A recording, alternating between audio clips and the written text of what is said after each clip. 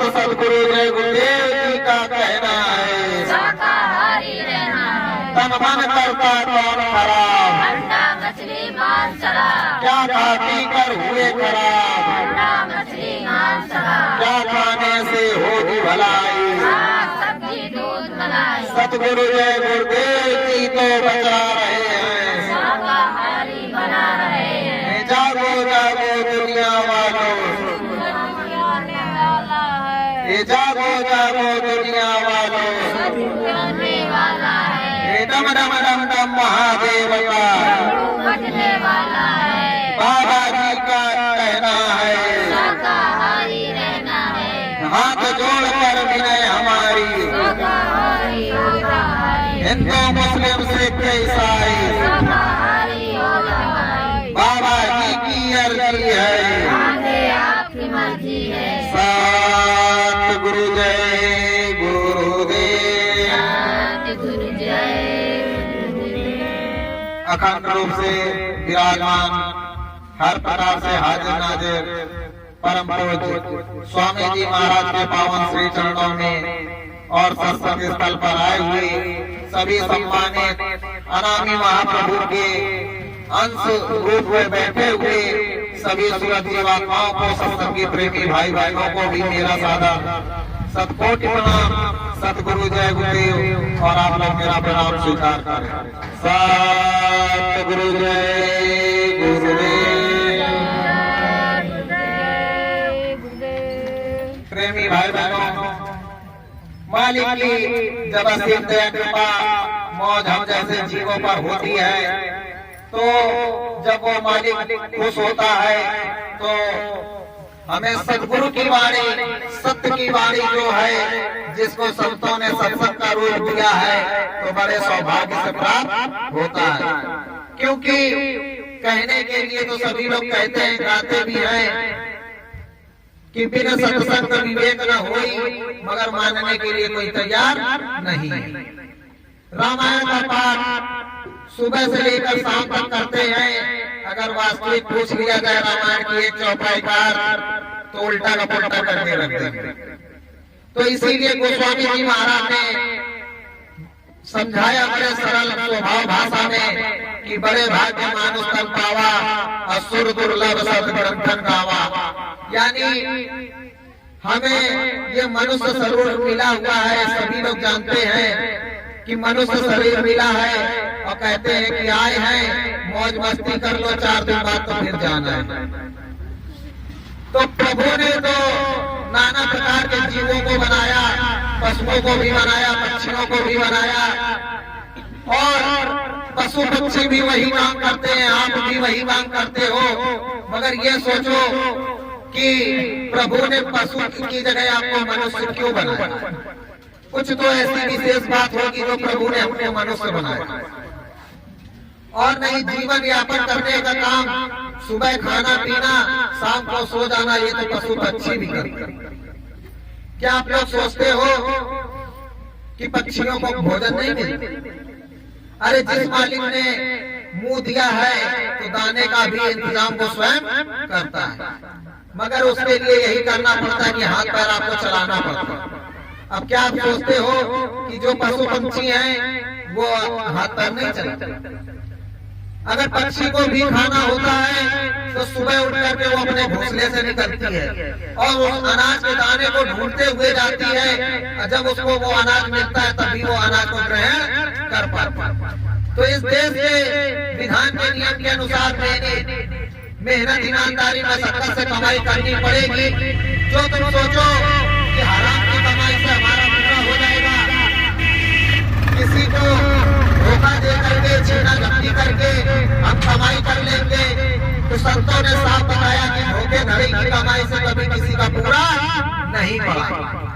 तुम सोचोगे कि धोखा दे करके हम उसका हक मार लेंगे, मगर ये भी तो सोचो मालिक ने नहीं। आज संत कबीर साहब से लेकर के नाना दादू दरिया भीखा जगजीवन गोस्वामी जी महाराज जितने भी लोगों ने बताया कि मेहनत ईमानदारी की कमाई होगी तो सुख संपत्ति होगी, ईमानदारी की होगी तो उसमें तुम्हारा धन वैभव यश सब कीर्ति बढ़ेगी।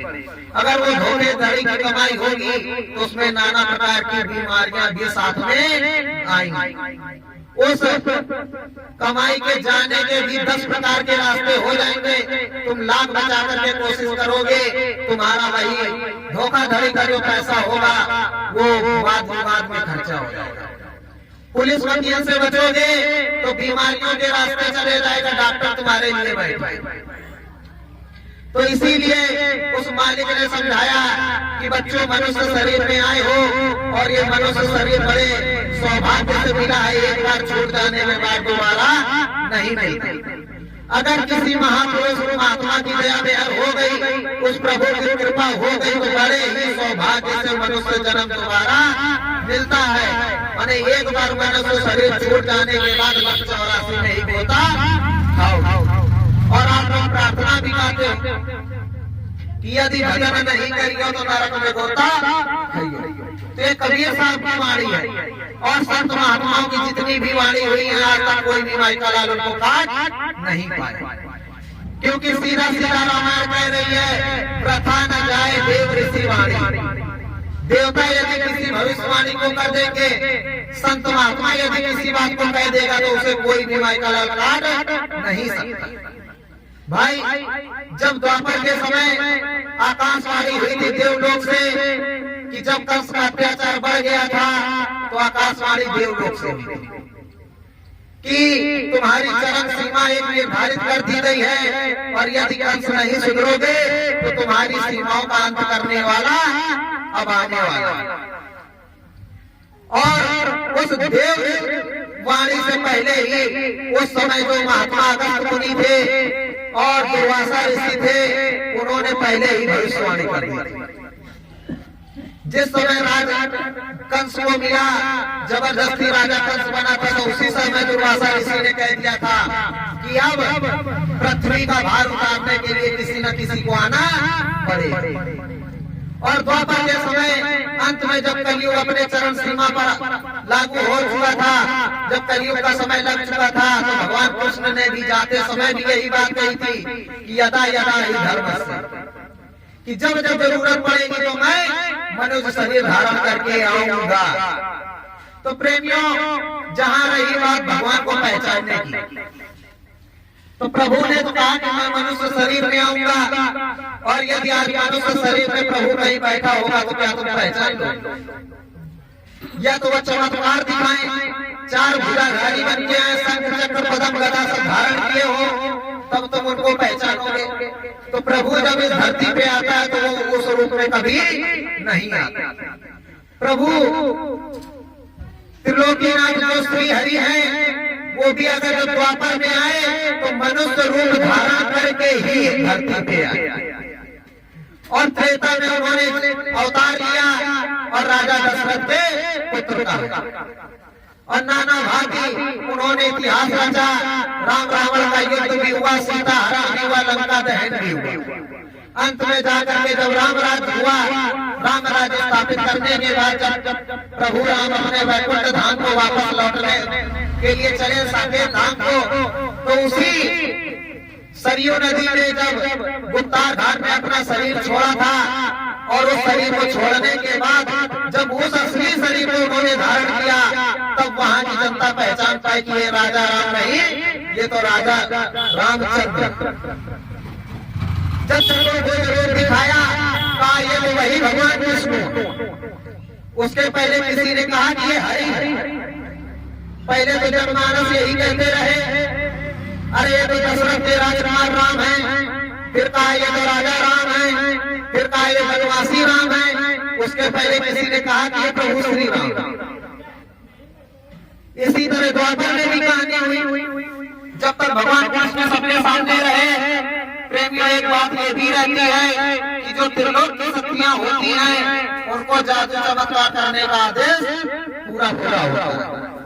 वो आपको अपनी अपनी शक्तियां दिखाएंगे, कलाकृतियां दिखाएंगे, जिनके उनके तुम जाल में फंस भी जाओ। मगर जो संत महात्माओं का काम होता है उसमें 1% का मिलावटी का कोई काम नहीं होता। वो सीधे सरल भाषा में अपना काम करते हैं और जो सतगुरु के जीव होते हैं वो पीछे चले आते हैं। क्योंकि गुरु महाराज ने बताया, कहा कि इस देश का जो नियम है, इस देश का जो विधान है, तो एक बार विधान के अनुसार अगर कोई चीज दान में दे दी जाती है तो उसके साथ फिर तुम्हारा कोई अधिकार नहीं रहता और उसके साथ कोई जबरदस्ती नहीं हो सकती।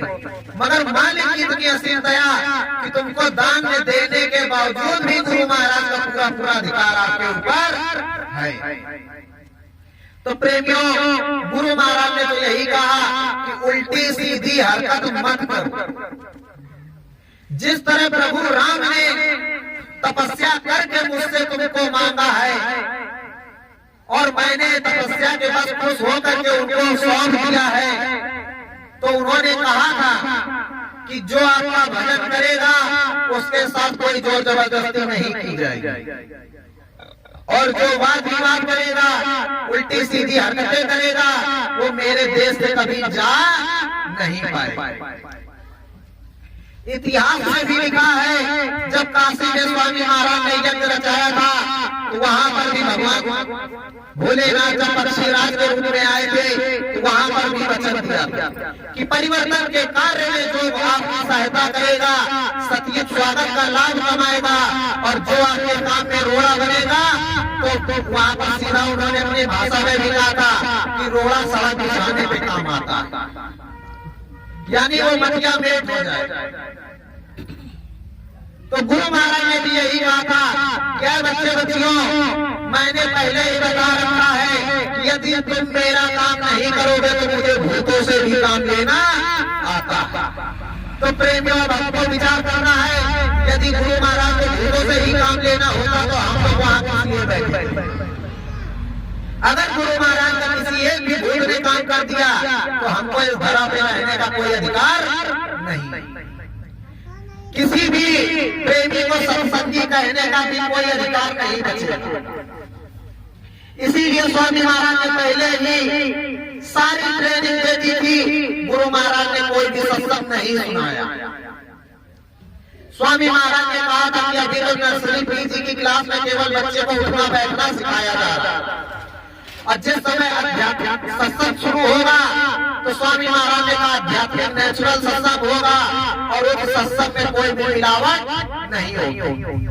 उस समय की ऐसी दया मौज होगी कि जिस लोक का वर्णन किया जा रहा होगा सूरज जीवात्मा सत्संग सुनते सुनते ही उस लोक में चढ़ जाए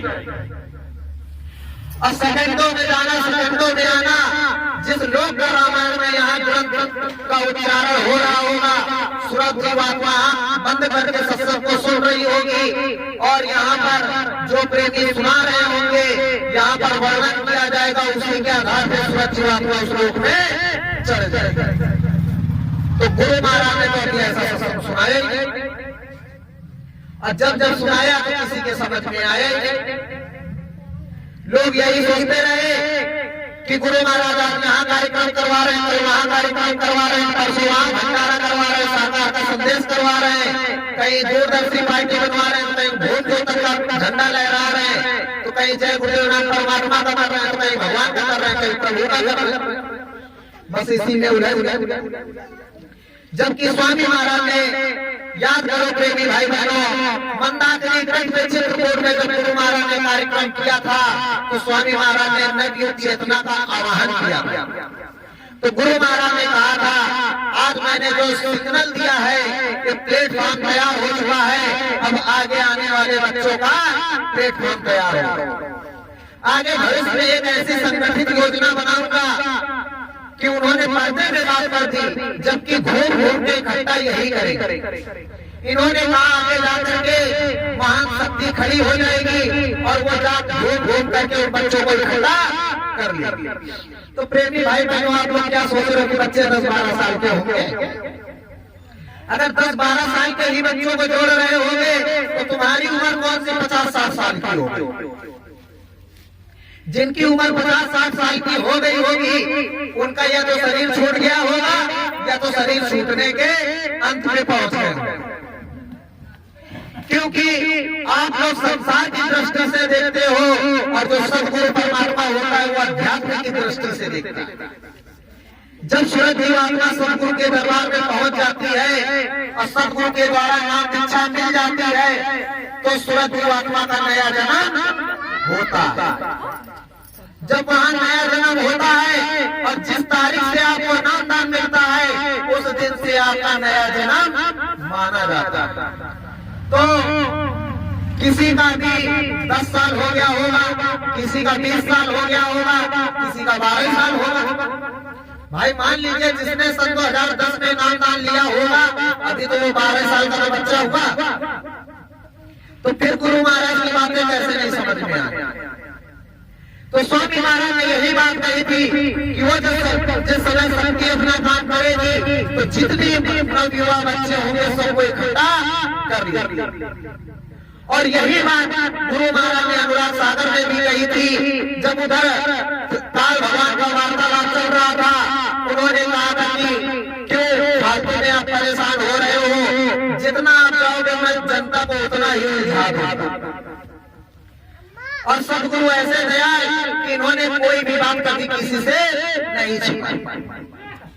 उधर उन्होंने कह भी किया कि मैं तो अपने जीवों को लेने के लिए चाहे जितनी भी मुझे लीला खेलनी पड़े, मगर अगर मेरे बच्चों को जरा सी भी दुख तकलीफ हुई कहने मात्र गुरु महाराज ने कहा बच्चों जब नाम धन की मस्ती में जा रहे होते हो, अगर तुम्हारे पैर में कांटा चुभता है, अगर मुझे प्रेम से जैसे पुकारा या चिल्लाए तो मेरा वहाँ हाथ होता। तुम्हारे पीड़ा मान होती है, थोड़ी देर बाद देखते हो तुम्हारे पैर में कोई भी कांटा नहीं होता। तो गुरु महाराज ने यही बात कही थी कि अगर मेरे बच्चों को कोई भी तकलीफ हुई तो मैं लेने स्वयं उतर के जाऊं। तभी उन्होंने कहा था कि मैं आपके नाम में, रूप में, आवाज में 30 या 32 लोगों को खड़ा कर दूंगा, तब देखूंगा कि कृष्ण को लोग ऐसे पहचान पाए। यानी जब भगवान कृष्ण का अवतार होना था उस समय भी यही लीला हुई। कंस को केवल इतना मालूम था कि देवकी का 8वां पुत्र मेरा काल हो, और वहां पर जाकर के उसकी मति ऐसी भ्रमित हो गई कि वो सोच रहा है अगर एक थाली में 8 बिंदु रख दिए जाएं और मैं वहां पर मौजूद ना हूं तो मेरे को पता कैसे चलेगा कि कौन पहला वाला है कौन 8वां है। तो यही स्थिति हुई। उन्होंने भी कहा कि मैं आपके नाम में, रूप में, आवाज में अगर 32 लोगों को खड़ा कर दूंगा तब ये कैसे पहचानेंगे। तो उस अनामी महाप्रभु ने बड़े मुस्कुराते हुए स्वर में कहा था कि जो सत से लौ लगाएगा वो सत को पहचान जाएगा। और आज जहाँ सत की बात होती है प्रेमी भाई बहनों, एक छोटी सी बात और बहुत बड़ी चीज याद रखना, गीता में साफ साफ लिखा सत्य असत्य की लड़ाई हुई थी और सभी लोग जानते हैं हमेशा विजय धर्म की हुई। जब धर्म अधर्म की बात आई तो धर्म पे चलने वाले पांडव केवल 5 लोग, अधर्म पे चलने वाले कारों पूरे 100 थे, और अधर्मियों के साथ पूरी 56 करोड़ यदुवंशी सेना उनकी तरफ। किसकी तरफ? अधर्म पे चलने वालों की तरफ। और धर्म पे चलने वालों की तरफ केवल एक अकेला सारथी था। अब आप खुद विचार कर सकते हो, क्योंकि बहुत से लोग ये भी सोचते हैं कि फलाने के यहाँ जाओ तो वहाँ इतनी भीड़ लगी है, वहाँ जाओ तो भीड़ आमा नहीं रही, यहाँ जाओ तो भीड़ है ये नहीं। यानी अपनी भाषा में तो सब लोग यही कहते हैं कि भीड़ है ही नहीं। तो उसी गीता में भी वही दृष्टांत दिया गया, साफ साफ लिखा हुआ है कि जहाँ झूठ छल कपट और माया का रास्ता होगा तो वहाँ भीड़ की कोई कमी नहीं होगी। और जहाँ सत्य की धर्म ध्वजा लहर रही होगी, सत्य का जहाँ काम हो रहा होगा, तो कृष्ण के अलावा दूसरा कोई वहाँ जाने वाला नहीं। प्रेमियों, सत्य की सबसे बड़ी पहचान यही है। और स्वामी महाराज ने भी तो कहा था, अभी तो केवल भर्ती चल रही है और भर्ती के बाद छटनी भी चलेगी।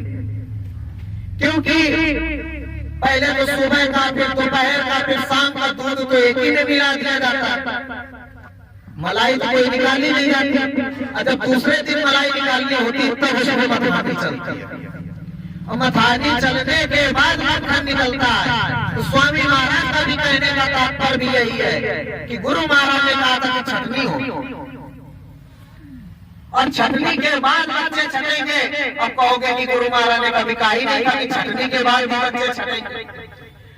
तो गुरु महाराज ने पहले ही कहा था कि आज सने ही जितने जीव वही हमको पहचानेंगे, और घबराइयो मत हंसा, हम फिर आएंगे। यानी उन्होंने सीधा कहा कि भले करोड़ों की सेना हो जाएगी, मगर मुझको पहचान वही पाएंगे जो मेरे पूर्व जन्म के जीव। अब प्रेमियों, आप लोग कहते हो कि वो कल गुरु महाराज के दरबार में गए। हम 70 साल से जुड़े हुए हैं, 70 साल से भंडारे में खाना बनाते रहे, सबको खिलाते रहे, कभी आज तक हमारे ऊपर प्रभु की कृपा नहीं हुई। और ये कल के जाने वाले बता रहे प्रभु की कृपा हुई। तो प्रेमियों, बात वही आकर के हर जगह फंसती है कि हमारी दृष्टि केवल संसार तक सीमित है, जबकि गुरु महाराज ने पूरा अध्यात्म का पिटारा खोल करके रख दिया है। और स्वामी महाराज ने हमेशा कहा कि खोज नहीं प्रिया को निज घट। अब कहने के लिए, समझने के लिए तो सब लोग जान जाते हैं कि गुरु महाराज ने किस घट की बात कही, मगर फिर भी प्रार्थना गा रहे खोज प्रिया को निज घट में। अब कह रहे गुरु महाराज कहाँ, यहाँ मिल जाते, वहाँ मिल जाते, पूरब में मिल जाते, चाहे पश्चिम में मिल जाते, गुरु महाराज कहीं तो कहीं मिल जाते। और जाएंगे सत्संग में प्रार्थना वही गाएंगे, खोज प्रिया को निज घट। जहाँ प्रिया को मिलना है वहाँ खोजने की जरूरत नहीं, समझ में। तो वही चीज प्रेमियों करने में, कथनी और करने में बहुत जमीन आसमान का फर्क हो जाता है। देखो, पहले जो स्वामी महाराज का आदेश, एक एक चीज के लिए सभी लोग मान बैठे कि गुरु महाराज का ये आदेश इनको है, और जो गुरु महाराज ने आदेश हम सबको दे रखा है, उस चीज को कोई ना माना है और ना कोई मानता है और ना कोई जानने के लिए तैयार है। अगर किसी एक के लिए भूलवश कभी कोई बात स्वामी महाराज ने कही होगी, उस बात को सभी लोग लकीर का फकीर बन के बैठ गए कि उस जगह के लिए गुरु महाराज ने ये कहा था। और स्वामी महाराज ने तुमसे ये कहा कि बच्चा, अगर सत्संग का समय 12 बजे से रखा जाए तो 11:55 में पहले पहुंचो। गुरु महाराज ने ये बात सुन कैसे, क्योंकि स्वामी महाराज ने सीधा कहा था कि अगर सत्संग का समय 12 बजे से है और 12 बजे से सत्संग शुरू हो गया और तुम 1:30 बजे नहीं 2 बजे लास्ट में पहुंचने का समय तुमने निर्धारित कर रखा है, 2 बजे पहुंचोगे और 1 बजे जो बीच में स्वामी महाराज के सनातन देश से अगर कोई दया उतर रही होगी तो क्या वो 12 बजे मिल जाएगी। तो गुरु महाराज की आज अभी तक इतनी छोटी सी बात को पकड़ नहीं पाए, तो बताइए सत्संग की तो बातें बहुत। अगर आज प्रेमी भाई बहनों ये छोटी छोटी बातें अगर सुधारी ना, तो कल को आने वाले समय में बहुत बड़ी मुसीबत बन के खड़ी हो जाएगी। मुसीबत का रूप यही होगी कि स्वामी महाराज तुम्हारे सामने खड़े होंगे, मगर चाह करके भी तुम अपने घर से नहीं निकल पाओगे। आदत वही बनी रहेगी कि अभी मेरा घर का काम करना, जबकि स्वामी महाराज ने कह रखा है जिस दिन सत्संग में जाना हुआ करे तो 1 घंटा जल्दी उठा, क्योंकि तुम सत्संग के लिए अपना 1 घंटा निकालते हो, अगर 1 घंटा जल्दी पहले उठ जाओगे तो वो 2 घंटा तुम्हारा ऑटोमेटिक एडजस्ट हो जाएगा। तो इसलिए हमेशा सत्संग कहीं भी हो प्रेमी भाई बहनों, मैं ये नहीं कह रहा हूँ कि यही की बात, आप कहीं भी किसी भी गुरु भाई का सत्संग हो रहा हो, समय से पहुंचो। अगर उसने आपको 12 बजे बताया है तो 11:55 पे पहुंचो। अगर 2 बजे का बताया तो 1:55 यानी 5 मिनट पहले पहुंचने की कोशिश करो। अगर 5 मिनट पहले तुम सत्संग में पहुंच जाओगे तो सत्संग से पहले सेवा का लाभ उठाओगे। वहां तुम सत्संग में जाओगे, देखोगे कोई नहीं आया तो कोई के चक्कर में मत पड़ो। यानी गुरु महाराज ने क्या कहा, किसी दूसरे के चक्कर में मत पड़ो, तुम मुझे देखो मैं तुमको देखो, तो दया भरपूर। अब आप जाओगे, जल्दी भी पहुंच गए तो कहा अभी तो कोई आया नहीं, कह चलो तब तक घर चलो। अब वहां से वापस चले गए। अरे तुमको तो ये सोचना चाहिए था कि बड़े सौभाग्यशाली थे कि गुरु महाराज ने सत्संग स्थल पर सबसे पहले को बुलाया। वहां जाओ और जिस भी प्रेमी के यहाँ सत्संग हो रहा उनसे पूछो कि क्या क्या काम करना है। अगर भंडारा है वहां पर तो तुरंत भंडारे में लगे। अगर भंडारा नहीं केवल सत्संग है तो सत्संग में जाकर के पल्ली बिछाओ। प्रेमियों, गुरु महाराज ने एक बार सत्संग सुनाते हुए कहा था कि एक महात्मा जी का सत्संग हुआ करता था किसी जंगल में, और वहां पर एक लोमड़ी रहती, लोमड़ी, और उस लोमड़ी का केवल क्या काम होता था कि महात्मा जी के नहा धो के आने के पहले अपनी पूंछ से ही पूरा वो बैठने का स्थान झाड़ देती। और जब ये क्रम रोज महात्मा जी देखते रहे कितना जंगल है, पूरा करकट रोड फैल जाता है। जब मैं गंगा नहाने जाता हूँ और जब वापस आकर के देखता हूँ तो सत्संग का मैदान जो है पूरा साफ मिलता है। और एक दिन महात्मा जी बैठे ध्यान साधना पे, जब उन्होंने देखा सोच रहे कि कोई मनुष्य होगा, जंगल के रास्ते से आता होगा, झाड़ू लगा देता होगा, मगर जब उन्होंने देखा तो बड़े दंग रह गए, सोचते रह गए कि बताओ कि एक निर्जीव, यानी जो ऐसी बोली है कि उसकी बोली इंसान कभी समझ नहीं सकता, मगर उसकी परख नहीं, उसके अंदर समझ है कि जो मनुष्यों के अंदर समझ नहीं। तो महात्मा जी जब उसके ऊपर खुश हो गए तो महात्मा जी ने सीधा उसको मनुष्य योनि में परिवर्तित होने का आशीर्वाद दे दिया, और बीच की जितनी भी 84 योनियां थी सारी की सारी काट। अरे महात्मा खुश हो जाए तो ऐसी कौन सी दौलत नहीं है जो वो दे ना सके। और अपने ही मुखार मित्र से कहते हैं वो कि कबीरा हरि के रूठते और गुरु की शरणे जाए, और कई कबीर जो गुरु रूठे तो हरि ना हो सहाय। यानी सतगुरु से बढ़ करके कोई बड़ा धन नहीं, और सतगुरु के अलावा कोई भी इस दुनिया में माइकाला कुछ दे भी नहीं सकता। एक बार भगवान रूठ जाएगा तो गुरु के दरबार में जाओगे तो गुरु खुश हो जाएगा तो वो चीज दे देगा। अगर गुरु रूठ गया तो भगवान भी तुम्हारी तरफ सर उठा करके नहीं देंगे। प्रेमियों, देवासुर संग्राम चल रहा था और भगवान शंकर जो थे, बाबा भोलेनाथ बार बार इंद्र को समझाते रहे कि गुरु के आदेश के बगैर कोई भी काम मत करना, मगर इंद्र भगवान उनको भी अपने सिंहासन का अभिमान और देवताओं में सर्वश्रेष्ठ पद का अभिमान उन्होंने अपने गुरु को भी त्याग कर रख दिया, और देवासुर संग्राम में चले गए। जब असुरों से गुरु की खाई तब बाबा भोलेनाथ ने उनकी बात याद आई। जब दौड़े दौड़े गए अपने गुरु बृहस्पति के पास, जब विनती प्रार्थना की तो फिर गुरु ने भी कुछ नहीं बताया। फिर उन्हें आदि अनादि शिव पुरुष अवतार को जब उन्होंने याद किया तब वो वहां पर प्रकट हुए। उन्होंने ही कहा कि देवराज इंद्र, एक बात बड़े ध्यान से सुन लेना, भले ही तुम स्वयं शिव के समान क्यों न हो जाओ, अगर किसी ने गुरु का काम कर दिया तो नरक भी उसके लिए कम पड़ जाएगा।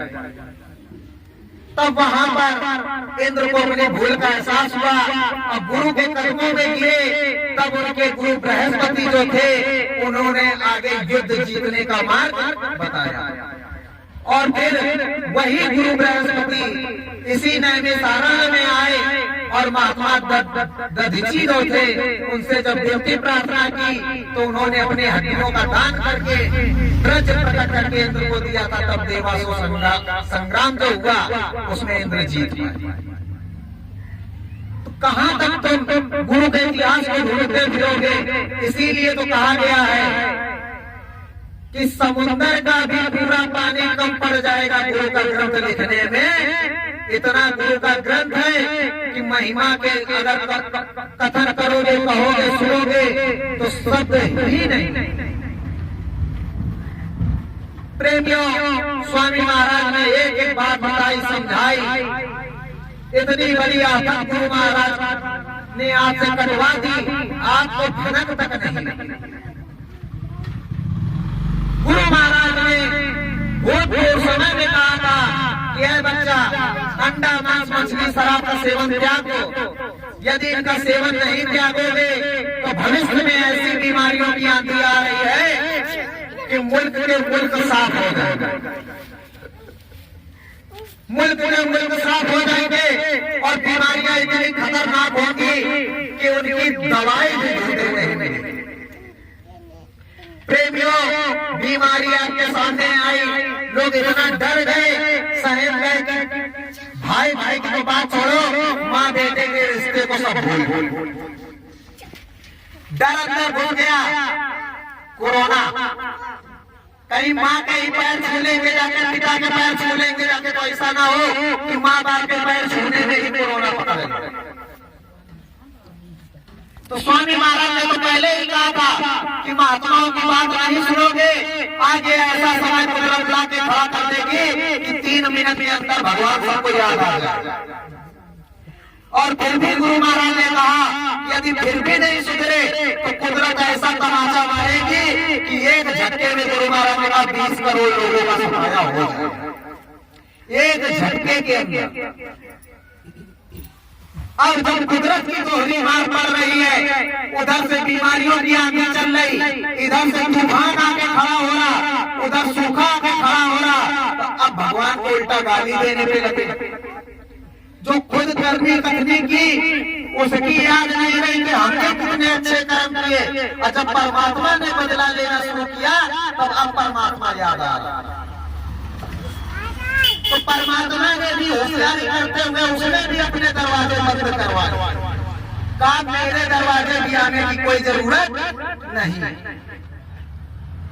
हिंदुस्तान में, पूरे विश्व में मंदिर की बात कौन करे, गिरजाघर, मस्जिद भी जितने थे उनमें भी ताला पड़ा। उसने भी मुंह फेर लिया। आप बचने का कोई नामो निशान नहीं। तब अयोध्या में जब गुरु महाराज ने इस बात को कहा था तो वहां के संत महात्माओं ने हाथ जोड़ करके गुरु महाराज से प्रार्थना की थी कि बाबा जी, आपने इतनी बड़ी बात कह तो दी है, मगर उस समय जो निर्दोष होंगे उनका बचाव कैसे हो? तभी गुरु महाराज ने कहा था कि जितने प्रभु भक्त होंगे, हरि भक्त होंगे, और गुरु महाराज ने कहा जितने उस परम पिता परमेश्वर के भक्त होंगे, केवल एक नाम साचा, जो आज ये नाम श्री राम पुरस्कार का है। गुरु महाराज ने कहा उसके नाम को अगर याद रखेंगे तो कोई भी बीमारी उनको छूने नहीं पाई। तो प्रेमियों, पूरे विश्व की बात करता हूं, हिंदुस्तान की नहीं। 65 करोड़ की जनता केवल बाबा जगदेव जी के पास, 20 करोड़ नहीं, 65 करोड़। और पूरे हिंदुस्तान में जहां तक तुम्हारी पहुंच हो, हर जगह फोन करवा लेना, जिला अध्यक्ष के पास करवा लेना, चाहे राष्ट्रीय अध्यक्ष के पास फोन करवा लेना। यदि किसी ने कह दिया हो कि बाबा जय गुरुदेव के एक भी माइका लाल को कोरोना का केस निकला, क्योंकि स्वामी महाराज का आशीर्वाद था। और आज के जितने महाराज थे सब तो अपनी अपनी गद्दी छोड़कर भाग खड़े हुए। और गुरु महाराज ने जानबूझ के गेर फंसाया। और स्वामी महाराज ने कहा था कि आगे इतना तगड़ा गेर फंसेगा कि लोग सोचेंगे कि हम छुड़ा देंगे। अब गुरु महाराज ने कहा जो जितना गेर छुड़ाने की कोशिश करेगा, ये गेर उतना ही तगड़ा फंस जाएगा। लोगों ने हिंदुस्तान में प्रचार किया आज प्रेमियों एक बहुत बड़ी बात कि विश्व में इतिहास निकाल के देख लेना जाकर के ऐसा कौन सा महात्मा हुआ जिसने अपने खुद के मुर्दा होने का प्रचार करवाया, मौजूद होते हुए भी मुर्दा का प्रचार करवाया। क्योंकि देखियो इतिहास में कभी भी अगर ग्रंथ लिखा जाएगा तो केवल समर्थ दो ही संत महात्माओं का नाम आएगा। एक समर्थ साहब अयोध्या वाले पलटू साहब का और दूसरा समर्थ सतगुरु जय गुरुदेव, कि जिनके शिष्यों ने गुरु के रहते ही जिंदा में उनका भंडारा करवाया। पलटू साहब को उनके ही प्रेमियों ने जिंदा कुटिया में बंद करके जलाया था। और वही पलटू साहब जब पूरे भारतवर्ष में प्रचार हो गया कि कुटिया में आग लग गई, पलटू साहब खत्म हो गए, कुटिया में आग लग गई, पलटू साहब खत्म हो गए। और वही पलटू साहब जाकर के गुजरात के किनारे समुद्र में वहां के राजा को स्वप्न देते हैं कि जगन्नाथपुरी का दरवाजा खोल दो, मैं आ रहा हूं। तो वो राजा मन अभिमान में पलटू साहब की बात को नकार गया। और कबीर साहब भी थे, तो जब उन्होंने कहा कि अगर मेरी बात नहीं मानोगे तो जगन्नाथपुरी के बगल में आग का नजारा देखोगे, तो लोग सोचते थे समुद्र में कौन सी आग लगेगी। और इतनी भीषण तपन की गर्मी पड़ी कि समुद्र सूखने लगा और जगन्नाथपुरी के गुंबद में आग लग गई। तो उसी समय सब कालीन दोनों महात्माओं ने लीला करके दिखाई। इधर कबीर साहब की लीला कर रहे हैं, उधर पलटू साहब की लीला कर रहे हैं। कबीर साहब ने परीक्षा लेने के तौर पे क्या किया, एक उनकी शिष्या थी और जो शिष्या उनकी थी वो दूसरे मोहल्ले में रहती थी और उस मोहल्ले में कोई जाना पसंद नहीं करता था। तो कबीर साहब ने कहा, जिस तरह परम संत बाबा जय गुरुदेव जी महाराज ने कहा कि 65 करोड़ की जनता भर्ती तो कर ली गई है, अब परीक्षा भी करके देख लिया जाए कि कौन गुरु की गद्दी का प्यारा और कौन गुरु की धन दौलत का प्यारा और कौन गुरु का प्यारा। यही गुरु महाराज ने परीक्षा के केवल 3 पेज फंसाए थे। तो कबीर साहब ने भी कहा कि जनमानस तो तैयार हो गया है, परीक्षा करके देख ली जाए कि गुरु के प्यारे कितने। तो कबीर साहब ने क्या किया कि जिस मोहल्ले में लोग जाना पसंद नहीं करते थे, तौबा करते थे, उसी मोहल्ले की अपनी एक शिष्या को बुला लिया। और वो जब सज धज के तैयार हुई तो जितने संत महात्मा वहां पर बैठे हुए थे, कबीर साहब के जितने शिष्य बैठे हुए थे, और कबीर साहब जैसे ही सत्संग सुनाना शुरू किए, बस उस शिष्या को बुला करके बगल में बिठा लिया। तो जितने साधक थे वो तो शांत बैठे, वो गुरु की मौज में गुरु की लीला देख रहे हैं, और जितने केवल गाल बजाने वाले थे बस गुरु को गाली देना शुरू कर दिया। अरे बाप रे, इतने समर्थ महात्मा होते हुए एक बेस्या को अपने बगल में बिठा दिया। फिर अभी तो केवल 10-5 ही गाली दे रहे थे, भाग खड़े हुए। जब देखा कि अभी और छटेंगे तो कबीर साहब ने क्या किया, एक शराब की बोतल ली, उसमें गंगा जल भरा हुआ था और शराब की बोतल हाथ में लेकर के नाचने लगे। अब जितने थे वहां पूरा सत्संग का मैदान खाली हो गया, गिनती के केवल 5 लोग बचे। धर्मदास, नंदलाल सेठ, कबीर साहब की मुंह बोली बहन और काशी नरेश बचे थे और एक कोई और नहीं था। ये गिनती केवल 5 ही लोग बचे, बाकी जितनी सत्संगी थे सब भाग खड़े हुए। कालो जिसको हम इतना समर्थ संत महात्मा समझते थे वो शराब भी पीता, वैसे भी घुमाता। तो ये हुई गुरु की परीक्षा।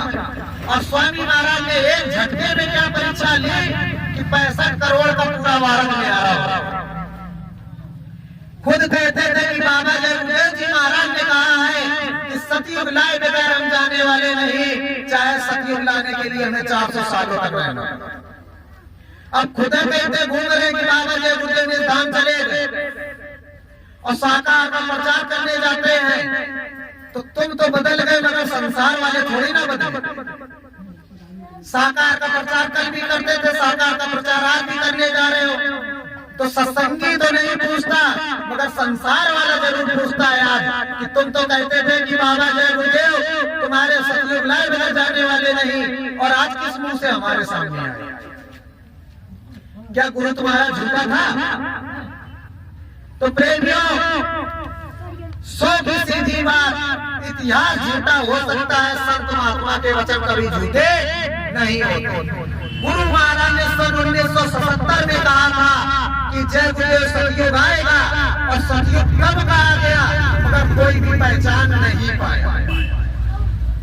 प्रेमियों, हर युग में सतयुग भी रहा, हर युग में कलयुग भी। जहाँ सतयुग का राज होता है, प्रादुर्भाव होता है, वहाँ पर सत्य दया धर्म के काम होते हैं। प्रभु का भागवत भजन होता है, हवन कीर्तन जब तब होते हैं, और सत्य का जहाँ हवन पूजन हो रहा होगा वहाँ एक भी मांसाहारी का पैसा नहीं लगेगा उस भागवत में। वही असली सच्ची हरि कथा होती है। प्रेमियों, क्या सोच रहे हो? स्वामी महाराज ने तो पहले ही कहा था कि इधर प्रभु राम का राज्य, इधर प्रभु राम का राज्य होगा। जब प्रभु राम का भवन का निर्माण होगा तो गुरु महाराज ने कहा था उधर तुम्हारे गुरु का भी मंदिर बनेगा। और ये बात शाकाहारी सदाचारी बाल संघ पत्रिका ने लिखी हुई। और प्रेमियों, सत्य है, इधर जिस दिन गुरु महाराज ने सदगुरु जय गुरुदेव अंदर घर मंदिर का लिंटर पड़ा, उसी दिन उधर नींव की खुदाई शुरू हो गई अयोध्या।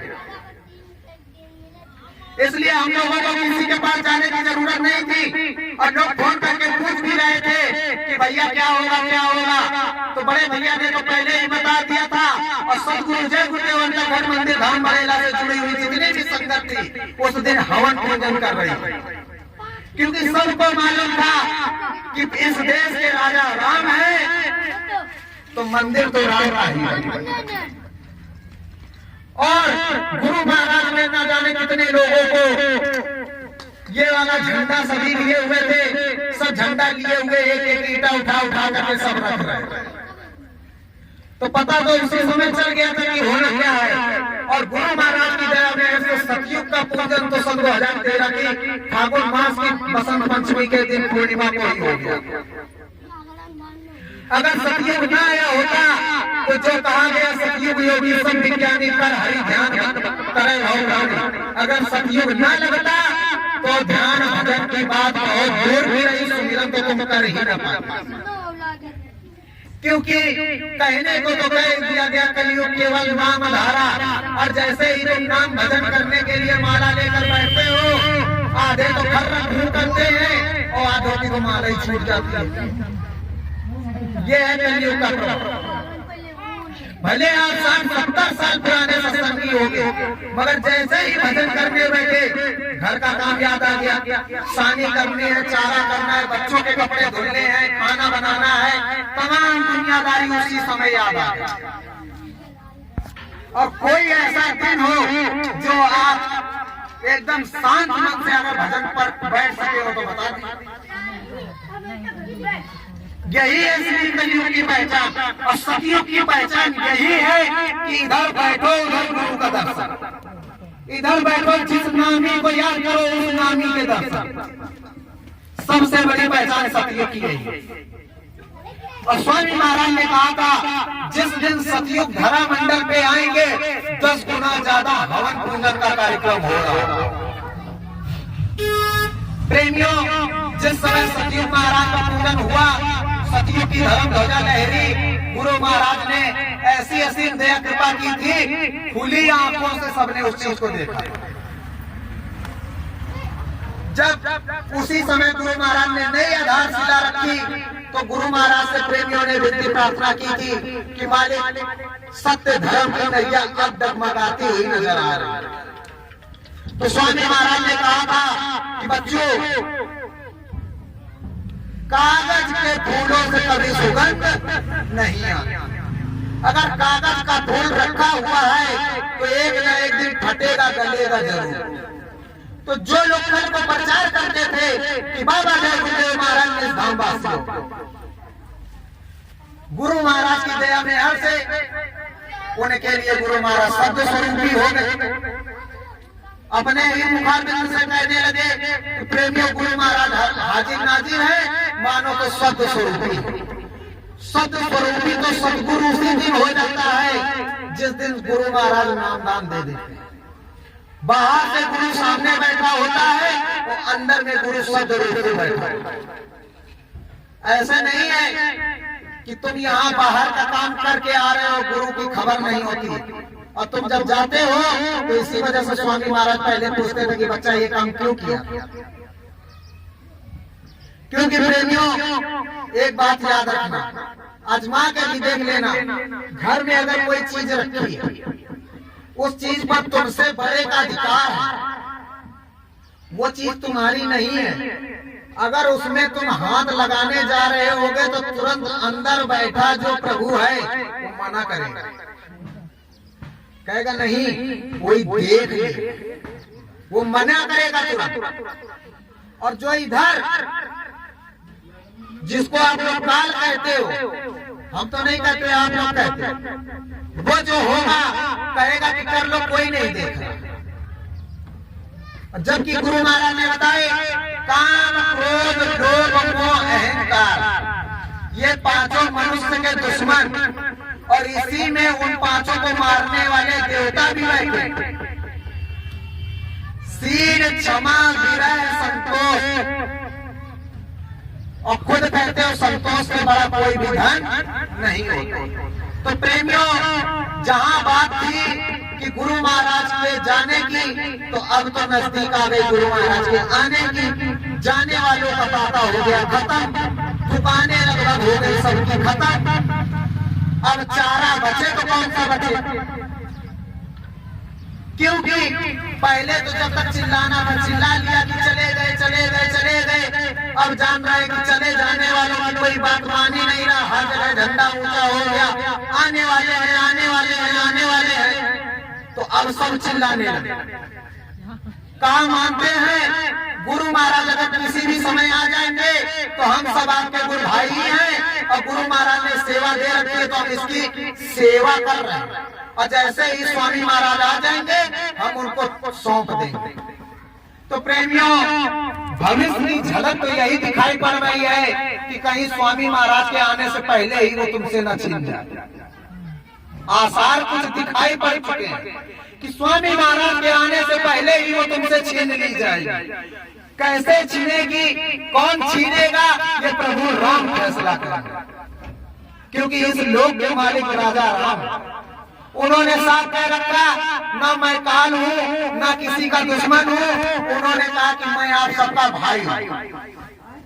और सीधा रामायण में लिखा हुआ है काल रूप में तिनकर भ्राता, शुभ और अशुभ कर्म फल दाता। मैं तुम्हारा भाई हूँ, अशुभ कर्म करोगे ये चाहे शुभ कर्म करोगे, बस मेरा काम है आपको फल देना। अच्छा करोगे तो अच्छा का भी फल भोगोगे, और बुरा करोगे तो बुरा का भी भोगोगे। तो प्रेमियों सारी चीजें तो स्वामी महाराज ने बताई समझा रखी थी। प्रेमियों जो लोग कहते हैं कि हम किसी के बहकावे में नहीं फंसे, तो फंस तो तुम सन 2012 में ही गए थे, अब क्या फंसोगे? अब तो होशियारी केवल दिखा सकते हो। गुरु महाराज ने क्या नहीं बताया था कि बच्चों एक महात्मा जी जा रहे थे, और महात्मा जी जब वो भी गंगा जी से स्नान करके आ रहे थे तो उन्होंने देखा एक बहलिए ने जाल बिछा रखा है, क्योंकि उन्होंने देखा वो बैठे बैठे वहां से देख रहे थे साधना स्थल से कि बहलिए ने पहले दाना डाला, दाना डालने के बाद जाल बिछाया, और जाल बिछाने के बाद उसके ऊपर करकट बिछाया। तो महात्माओं जी को तो तड़प आ गई, ये बेचारे जीव सब इसमें फंस जाएंगे और बहलिया इनको या तो मार देगा या तो बेच देगा, केवल पैसों के लालच में। तो जब ये चीज देखी तो महात्मा जी ने क्या किया, जितने कबूतर थे सबको अपने आश्रम में, और अपने आश्रम में ले जाने के बाद पूरी 1 साल तक शिक्षा देते हैं कि देखो बहलिया आएगा, दाना डालेगा, जाल बिछाएगा, अब दाने के लालच में आकर के हम सब नहीं फंसे। इसी तरह सब रटते रहे। महात्मा जी ने कहा शिक्षा पूरी हुई? कहा हाँ गुरु महाराज पूरी हुई। कहा जाओ ठीक है, जाओ चुनाव जा करके। जब गए देखा दाना पड़ा हुआ है और दाने के लालच में कूद भी पड़े और कूद के जाल में फंस भी गए हैं और वही रटन लगी है। बैलिया आएगा, दाना डालेगा, दाने के लालच में आकर के हम सब नहीं फंसेंगे। बैलिया आएगा, दाना डालेगा, दाने के लालच में आकर के हम नहीं फंसेंगे। अब उड़ने की कोशिश कर रहे हैं, उड़ी नहीं पा रहे। जब सुबह से शाम हो गई, महात्मा जी को याद आया कि अभी सारे कबूतर वापस नहीं आए। तो जब जाकर के वो जंगल में देखते हैं वो रटन लगी है, रटन लगी है। चाहे जय गुरुदेव कर लो, चाहे कुछ भी कर लो, रटन लगी है और गाना गा रहे। बैलिया आएगा, दाना डालेगा, जाल बिछाएगा, दाने के लालच में आकर के हम सब नहीं फंसेंगे। और जब गुरु महाराज ने देखा, कारे बेवकूफो, अब यहाँ फंसोगे, पहले से ही फंस चुके हो। जब सब कबूतरों ने नीचे देखा तो देखा सबके पंजे जाल में फंसे पड़े। तो उनमें से जो एक होशियार कबूतर था बूढ़ा, उसको गुरु की बात याद आ गई। उसने तुरंत कहा कि गुरु महाराज अब क्या करें? तो कहा रे बेवकूफो उड़ो। और जैसे उड़ने लगे तो आधे उत्तर को भाग रहे तो आधे दक्षिण को भाग रहे। तो फिर गुरु महाराज ने डांटा, कहा रे सब एक साथ उड़ो। और जैसे ही सब एक साथ उड़े तो बैलिए का पूरा जाल ही लेकर के उड़े और जाकर के गुरु के दरबार में बैठे। तब गुरु महाराज ने सबको जाल से छुड़ाया। तो वही आज स्थिति संगत की। कह रहे हैं कि वो आएंगे, गुरु महाराज को निधान गया हुआ कहेंगे, हम उनकी बात में आकर के नहीं फंसेंगे। वो गुरु महाराज का जगह जगह भंडारा कराएंगे, हम उनकी बात में आकर के भंडारा नहीं खाएंगे। तो कर तो सारा वही काम है। ऐसी कौन सी बात है जो स्वामी महाराज ने नहीं छिपाई? और रही बात गुरु की, तो गुरु के भी सारे को स्वामी महाराज ने सुनाते हुए समझाया था। कहा बच्चा यही काशी है, कोई ज्यादा दूर नहीं। और 10वें गुरु की पाताशाही चल रही थी, यानी सिखों के जो 10वें गुरु थे, गुरु गोविंद सिंह जी शायद थे या अंगद देव थे, और उनकी गद्दी चल रही थी। तो उनके 2 शिष्य थे और दोनों साधना करने में और सत्संग विचरण में निपुण हो चुके थे। तो जिसको गुरु से मतलब था तो वो केवल गुरु की ही कही करता था। और जो थोड़ा चंचल था उसने कहा गुरु महाराज घर की याद आ रही है। तो गुरु साहब ने कहा कि ठीक है बच्चा, अच्छा घर जाना चाहते हो तो चले जाओ, मगर कहा घर जाना भजन करना कोई उल्टी सीधी हरकत मत कर। अब घर लौट के आए, लोग पूछने लगे भैया कहाँ थे? तो गुरु का परिचय दिया तो अच्छी बात, अब लगे बड़ी बड़ाई करने और अच्छी अच्छी बात कहने लगे।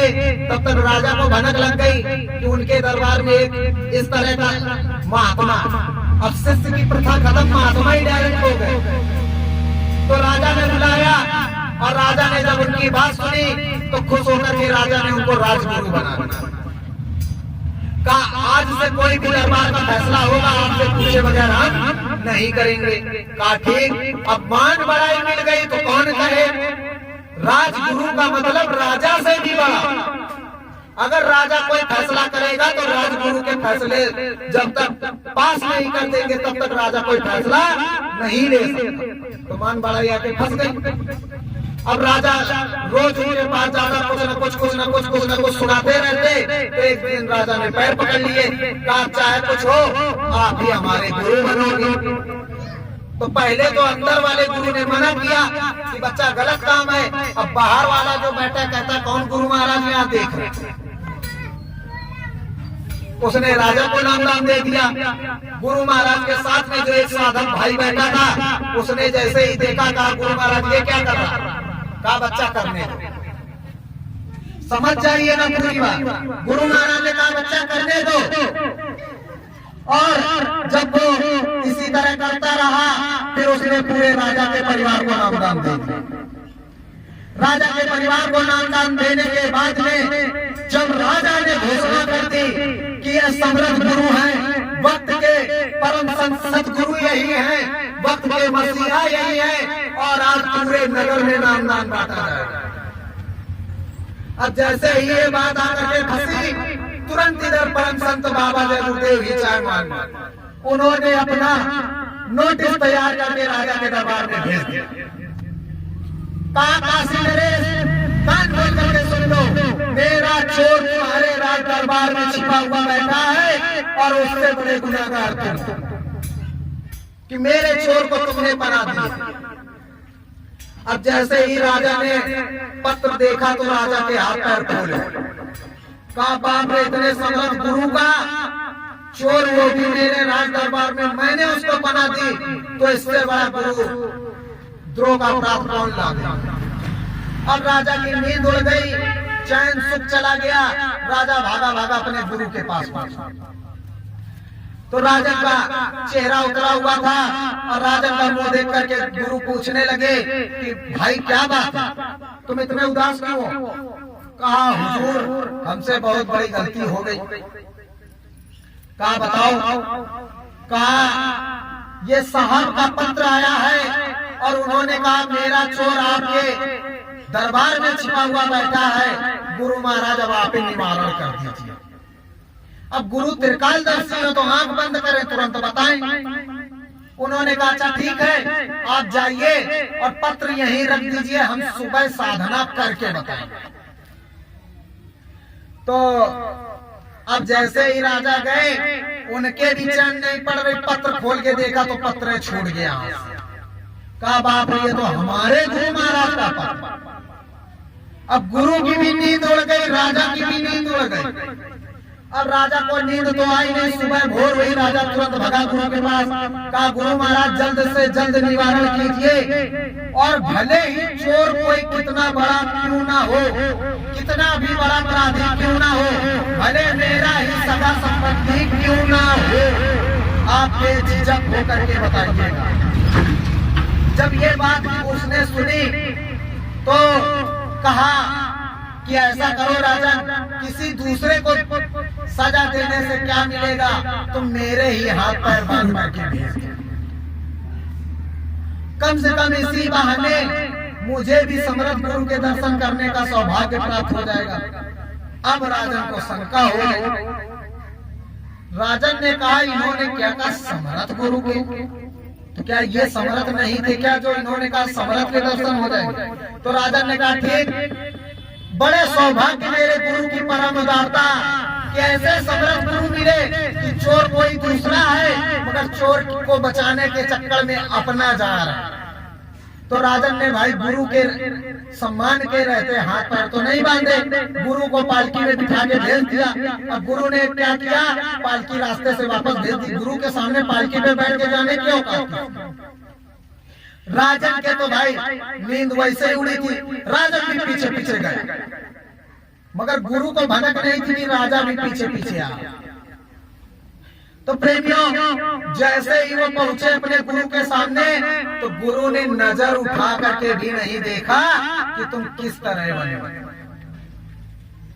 और राजा ने जब ये चीज देखी तो राजा के बर्दाश्त नहीं हुई। उसने तुरंत समर्थ साहब के चरणों पर प्रार्थना की और पूछा कि हुजूर अगर हमसे कोई गुनाह हुआ हो तो उसके लिए हम बार बार क्षमा मांगते हैं। तो उन्होंने राजा को तुरंत माफ कर दिया और कहा कि हे समर्थ गुरु, मैं इस लीला का भेद समझ नहीं पाया।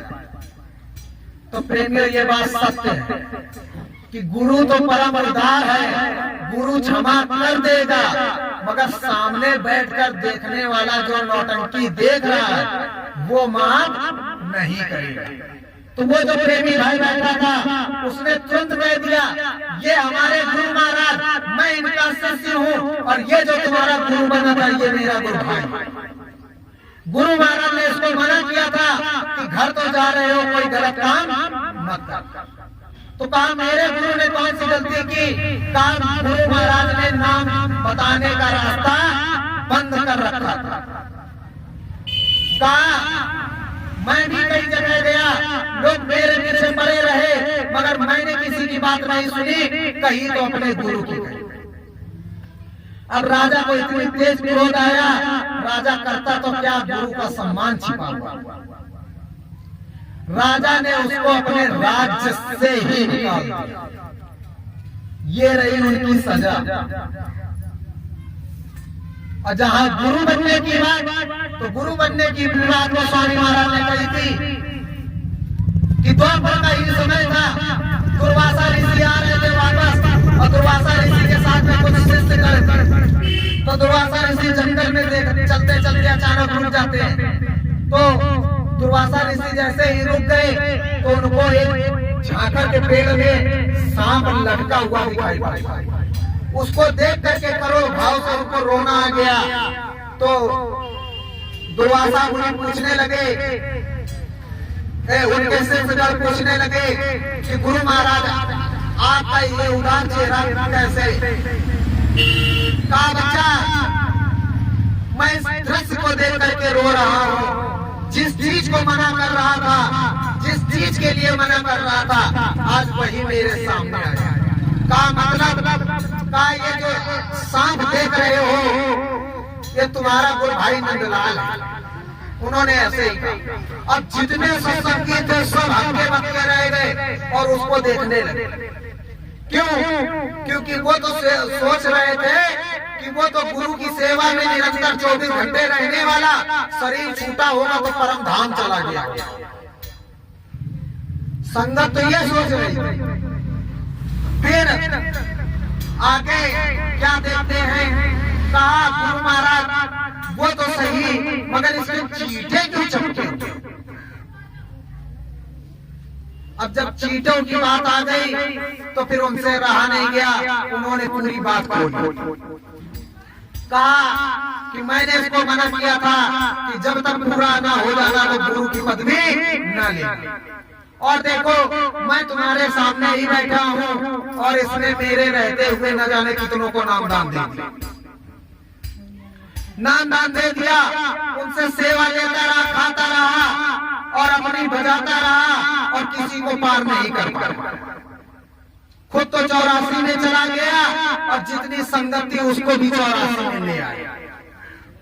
का मतलब का तुम्हारा गुरु, ये जो गुरु भाई, ये जो सबका गुरु बना, ये देखो तुम्हारे सामने अजगर सांप बना। इसकी जितनी संगत, ये चींटियां चींटियां बन करके आई, इसका खून चूस रही। मतलब कि इसने पहले सबसे सेवा ली और सेवा के बदले किसी को पार नहीं कर पाया। अब ये उसी की संगत उससे अपना कर्जा वापस मांग रहा है। ये कह रही है या तो हमको पार करो या तो हमारा कर्जा, या तो हमको पार करो या तो हमारा कर्जा। तो प्रेमियों, अब आप लोग विचार करके बताओ कौन सी बात है जो गुरु महाराज ने आपसे नहीं बताई। जो पल पल पे दोषी गुरु महाराज हो जाते हैं, पल पल पे तुम इनको असमर्थ घोषित कर देते हैं। अब कहोगे कि हमने कभी नहीं कहा। याद रखना, गुरु महाराज के लिए तो तुम्हारे मुंह से केवल जय गुरुदेव निकलता। गुरु महाराज के लिए तुम्हारे मुंह से केवल जय गुरुदेव निकलता है। और जितने आज बाबा रूप धारण करके घूम रहे, इनके लिए तुम्हारे मुंह से परम पूज्य निकलता, परम श्रद्धेय निकलता, महाराज जी निकलता। बुरा सबको जरूर लग जाएगा, मगर क्या गुरु महाराज के लिए कभी तुमने सतगुरु स्वामी शब्द लगाया? गुरु महाराज के लिए परम पूज्य स्वामी जी महाराज कहा। गए जंगल में लाठी तोड़ी, जय गुरुदेव कह के चले आए। अरे गुरु महाराज ने तो कहा ही था, स्वामी महाराज ने ये नहीं कहा जय गुरुदेव। स्वामी महाराज ने कहा था जय गुरुदेव नाम प्रभु। पूरा गुरु महाराज ने बताया। अगर केवल गुरु महाराज को जय गुरुदेव बताना होता तो स्वामी महाराज ने जिस समय कहा था जय गुरुदेव नाम किसका? भगवान। फिर कहा जय गुरुदेव नाम किसका? परमात्मा का। फिर कहा जय गुरुदेव नाम किसका? प्रभु का। गुरु महाराज ने कभी सादा जय गुरुदेव नहीं। और आपसे कोई पिता का नाम पूछ रहा है तो पिता भी कहने में शर्म आ रही है। वही हाल हुआ कि अपने बाप को बाप कहने में शर्म आ रही है, पड़ोसियों को बाप बना रहा है। तो प्रेमियों, यही अगर शिक्षा दीक्षा गुरु महाराज की रही कि गुरु महाराज ने यदि कह रखा हो कि सब लोग जय गुरुदेव भजते रहना और मैं सबको छोड़ करके चला जाऊंगा और दूसरा कोई आके आपको पार कर देगा, तो उसकी बात अलग। मगर हमारे परम पूज्य स्वामी जी महाराज ने यही कहा कि ये नाम की इतनी बड़ी नौका है बच्चों, यदि इसमें पूरा संसार एक साथ बैठ जाएगा फिर भी सीटें खाली रह जाएगी। प्रेमियों, इतिहास पलट करके देख लेना, भूते भविष्यते ऐसा समर्थ महात्मा नहीं हुआ जिसने पूरी समस्त मानव जाति यानी जो है उसमें परिवर्तित करने की क्षमता रखी। कहोगे कैसे? जितने भी संत महात्मा हुए आज तक किसी ने खुले मंच से नामदान नहीं दिया। गुरु महाराज जिस समय नामदान देते थे मंच खुला होता था और पता लगे 20-20, 25-25 किलोमीटर तक दूर साउंड लगे होते थे। उस समय गुरु महाराज के दरबार में जितने लोग बैठे होते थे सब नामदान सुन रहे होते। जितने रोड पे चल रहे होते थे, भले गुरु महाराज के दरबार में उनका सर नहीं झुका, उनके भी कानों में नाम पड़ रहा था। और जितने पशु पक्षी उस समय मंडल में उड़ रहे थे, उनके अंदर भी वो नाम का बीज पड़ रहा था। तो इतनी बड़ी पावर जो पशुओं को भी तुरंत मनुष्य बनाने की क्षमता रखता हो, तो उसको तुमने मामूली बाबा जय गुरुदेव घोषित कर दिया। प्रेमियों, कहने में तो खराब लगता है, मगर तुमसे तो सही अब संसार वाले हो। लॉकडाउन लगा था, जहां कहीं भी हम लोग जाते थे, संसार वाले जो रोज हड्डी तोड़ते, शराब की बोतल उनके मुंह से नहीं हटती, उनके भी दिमाग में ये समझ में आ गया कि बाबा जय गुरुदेव ने जो 70 साल पहले कहा था आज वो सही साबित हो रहा है। बड़े बड़े धुरंधर लोग, ठकुरों की ठकुराई छूट गई, वो भी झुक गए। का मानना पड़ेगा कि जय गुरुदेव नाम जो बाबा जय गुरुदेव ने जगाया था वास्तव में परमात्मा का नाम है, क्योंकि अगर इस नाम को हम लोग लेने में कभी फंस गए हैं तो उन्होंने हमारी आकर के मदद की। प्रेमियों, ऐसे ऐसे इतिहास गवाह पड़े हुए हैं। झीझक में रिश्तेदारी है, वहां से मेरे पास फोन आया था, मगर हमारी कोई जिम्मेदारी नहीं। उन्होंने कहा था, यानी गुरु महाराज को चैलेंज कर दिया था, तो मजबूरी में स्वामी महाराज से कहना भी पड़ा था कि गुरु महाराज भले ही जय गुरुदेव नाम का चमत्कार हो, मगर अब हो। उनको समझ लो 420 के केस में फंसा दिया गया था, और स्वामी महाराज की दया में है कि उनकी जो धर्म पत्नी है वो कहीं से गुरु महाराज का सत्संग सुने हुए थे। तो उनके वो बात दिमाग में पड़ी हुई थी कि बच्चा जब कभी आफत में, मुसीबत में, बीमारी में दुख हारी हो जाए, रात के 12 बजे और यदि तुम निर्दोष हो, तुम्हें कोई फंसा दे, तो तुम मेरे जय गुरुदेव नाम को याद करो। तो उनसे मेरी बात हुई थी, हमने कहा था कि देखो ऐसा है, गुरु महाराज की मौज बदलने पर जय गुरुदेव रूप धारण करके 50 बाबा जय गुरुदेव बन गए, क्योंकि सत्य को बात कहने में कोई निंदा आलोचना नहीं होती है। तो उन्होंने कहा था, मतलब हमने कहा कानपुर वाले चौबेपुर में जो बाबा रहता है उसको अच्छी तरह जानती हो ना? कहा हाँ, तुम्हारे घर में जब सत्संग हुआ था तो देखा। हमने कहा इस समय तो बाबा जय गुरुदेव वही बने हुए, तो किस जय गुरुदेव को पुकारा? पहले तो कहते थे मैं गुरु भाई हूँ और आप सबके बीच में जिंदा का प्रचार करने आया हूँ, और सोशल मीडिया खोल करके देख लेना, सीधे लोग कह रहे हैं कैसी सदी है पालकी, दादा गुरु के लाल, और जबकि उसमें बैठा और कोई न। मंदाकिनी में, चित्रकूट में कार्यक्रम हुआ, कानपुर में भी कार्यक्रम हुआ था, सीधा सीधा प्रचार किया गया, हर जगह लिख दिया गया कि परम संत बाबा जय गुरुदेव जी महाराज का कार्यक्रम कानपुर में हुआ। और जब जा करके थाना अध्यक्ष ने जाकर के देखा, आधार कार्ड मांगा तो पता लगा और कोई बाबा बैठा। प्रेमियों, संसार भी इतना सावधान हो गया कि अब हमारे गुरु महाराज को पहचानने लगे।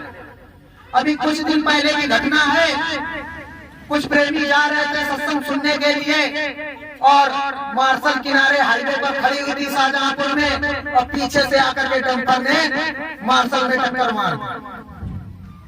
जबकि अगर तुम समर्थ होते तो सबकी रक्षा संभाल कर लेते। 6 के 6 नामदानी थे और कोई भी 1 मिनट की सांस नहीं ले पाया। 6 के 6 की मौके पर मौत हो गई। और उसमें सीधा बैनर लगा हुआ था, बैनर से पहचान हो गई और पेपर में जब छप करके आया तो सीधा सीधा लिखा हुआ था रतन बाबा के अनुयायियों की हुई मौत। तो हम तो धन्य मानते अपने गुरु महाराज को कि अब हमारे गुरु महाराज का तो नाम नहीं आता है। और कोई भी गलत काम करता था सीधा कह दिया जाता था कि बाबा जय गुरुदेव के शिष्य, बाबा जय गुरुदेव ऐसे होंगे। अभी जब न्यूज फैली थी तो सीधा मीडिया वालों ने लिखा था कि गुरु ऐसा तो चेला कैसा। यानी कुछ लोगों के कारण पूरी संगत बदनाम होती थी और गुरु महाराज का भी नाम दागदार होता। इसीलिए तो स्वामी महाराज ने कहा कि तुम लोगों के उत्पात से विलुप्त भय सब ग्रंथ। यानी संतों के दरबार में आने के बाद भी जब लोग अपनी हरकतों से बाज नहीं आते हैं तो गुरु महाराज ने कहा कि संत महात्मा जो अपना पिटारा लेकर के आते हैं, जो सदग्रंथ लेकर के आते हैं, उसको गुप्त कर दो। जब लोगों ने गुरु महाराज की बात को नहीं माना, उसी मथुरा में बैठ करके उत्पात मचाते रहे, तो स्वामी महाराज ने कहीं बाहर जाके लीला नहीं करी, उसी मथुरा में लीला कहा फंसो, गेर छुड़ाओ। तो कोई बता रहा मंदिर दूषित हो गया, कोई बता रहा मंदिर पत्थर का हो गया, कोई कहता वहां का देवता चला गया। तो प्रेमियों, गुरु महाराज ने हमारे कहा था यह नाम योग साधना मंदिर हमारे दादा गुरु महाराज का मंदिर है और इसमें मेरी एक भी चिन्ह मत। स्वामी महाराज ने यही कहा कि अगर मेरा मंदिर बनाना हो तो गुरु महाराज ने पूरा दिशा की ओर हाथ उठाते हुए कहा था यहाँ से दूर मेरा चिन्ह बनाना।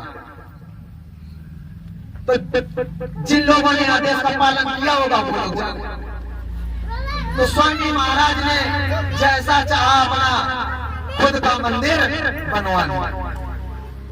तो प्रेमियों, अब जो वर्तमान का समय चल रहा है, अब कहने और सुनने उलझने का समय नहीं।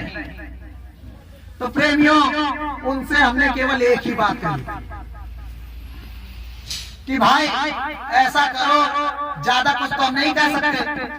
15 दिन केवल 5 मिनट सुबह, 5 मिनट शाम सतगुरु जय गुरुदेव नाम लेना और जिस तरह आपको ध्यान में यहाँ बिठाया गया था उसी तरह बैठना। और यदि आप जिस देवी देवता को मानती हो, नाम दान तो मिला नहीं, वो देवी देवता के दर्शन हो जाए तो मान लेना कि सतगुरु जय गुरुदेव नाम जगाया हुआ गुरु महाराज का। यदि गुरु महाराज के दर्शन हो जाए तो बहुत बड़ी बात, और तुम्हारा काम हो जाए तो पूरे घर से कह देना कि शाकाहारी सदाचारी हो जाए। तो प्रेमियों, 15 दिन की बात थी और गुरु महाराज की दया में से 12 दिन बाद उनकी तारीख लगी हुई थी। जिसने मुकदमा लगाया था उल्टा वही उस केस में फंस गया और वो लोग मुकदमा जीत गए। और गुरु महाराज की दया में और उनको समझ में भी आई तो उनके यहाँ कुछ लोग भंडारा लेने पहुंच गए, क्योंकि नामदानी भले नहीं है मगर उसने गुरु महाराज का झंडा लगा रखा। भंडारा लेने पहुंच गए, उसने सीधे कहा जिस पैर से आए हो पैदल मार के वापस चले जाना। तुम लोगों के बाबा जय गुरुदेव चले गए मगर मेरे बाबा जय गुरुदेव आज भी जिंदा बैठे। उन लोगों ने उससे बहस कर दिया। वो लोग सोचे कि घबराहा वाले बाबा पता ही रहेंगे, तो उसने सीधा सीधा कहा मैं न जानू इधर की ना मैं जानू उधर की। उसने सीधा कहा कि मैं जानू केवल सतगुरु जय गुरुदेव। वो लोग कहते हैं ये सतगुरु जय गुरुदेव कौन है? तो उसने सीधा कहा यानी हम लोग भी वो चीज ना बताओ। उसी ने कहा कि जय गुरुदेव नाम को जगाने वाले सतगुरु, इतनी बड़ी संगत की बगिया की रखवाली करने वाले सतगुरु और आदि से अंत तक का भेद बताने वाले सतगुरु। तो प्रेमियों, गुरु महाराज के अगर बात के प्रमाण खोजोगे तो इतने प्रमाण भरे पड़े हुए हैं कि अनुभव की अब कोई गिनती नहीं। यहाँ से कितने लोग गए? यही वो भूमि है कि यहाँ के एक भी गांव का सत्संगी का घर बाकी नहीं है जहाँ पर सत्संग ना हो। भैया आज हमारे यहाँ, भैया हमारे वहाँ, कल वहाँ, कल वहाँ।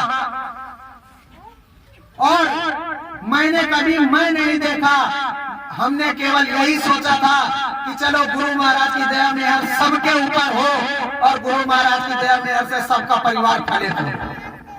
कोई अगर भविष्य में दिक्कत परेशानी आ रही हो, अगर ये लोग सुमिरन ध्यान भजन करने लगेंगे और लग करके ध्यान भजन करेंगे तो कम से कम गुरु महाराज की दया मेहर से चेत तो जाएंगे। मगर आपको तो केवल वो चीज दिखाई पड़ी कि ये जय गुरुदेव वाले नहीं, इनका झंडा डंडा अलग है। अरे झंडा डंडा अलग था, गुरु तो एक ही था। हमने अपने ऊपर विश्वास करने की बात नहीं कही थी, गुरु के ऊपर विश्वास करने की बात कही थी। और प्रेमियों याद रखना, स्वामी महाराज ने कहा है 20 तो किसी तरह कट गया, 21 काटने में सबके लाले पड़ जाएंगे।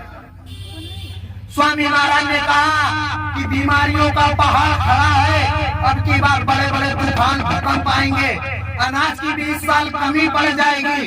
स्वामी महाराज ने कहा नदियों में पानी नहीं रहेगा, बाढ़ आएगी तो ऐसी आएगी कि गांव के गांव तबाह हो जाएगा।